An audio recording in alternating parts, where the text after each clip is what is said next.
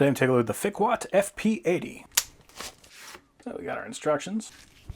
And here is the drive. So very interesting pattern on here. If we have this thing mixed up with a bunch of other external drives, it can be very easy to tell which one this is. Nothing on the sides, nothing on the front, nothing on the top, and just a single USB-C port there on the bottom. It comes with two USB cables, so we got a USB-A to USB-C and a USB-C to USB-C. USB-A to USB-C is going to be limited to 10 gigabits per second. The USB-C to USB-C can go up to 20 gigabits per second. So I'm going to use that one. And I do appreciate that on the cable itself, it is also listed. So I'll plug that into the drive and plug that into the laptop.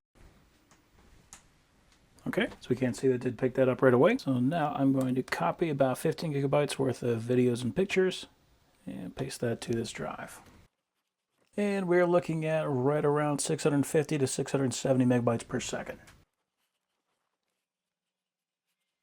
Okay, we got those files and there is no heat on that drive. And it does play those files. So next thing,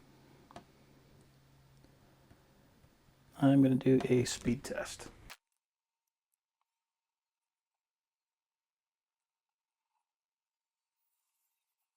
Okay, so for sequential 1 MB 8 process 1 thread, we got 1060 on the read and 728 on the write. For sequential 1 MB 1 process 1 thread, we got 859 and 706. For the random 4K 32 process 1 thread, we got 185, 252. And for the random 4K 1 process 1 thread, we got 23 and 77. So we are looking at right about 10 gigabits per second. Now, if you want to get the full 20 gigabit per second, that is 2050 megabytes per second. The port that you're using needs to be a USB 3.2 Gen 2. If your computer only has a USB-C 3.2 Gen 1, then you will only get the 1050 megabytes per second, which is what we are seeing right here. And it's important to note that this cable will only give you 10 gigabits per second, so the speeds we're seeing here. So with that 3.2 Gen 2 port, you will also need to use this cable that gives you the 20 gigabits per second. But even with the 10 gigabits per second, basically this thing can read 1 gigabyte per second.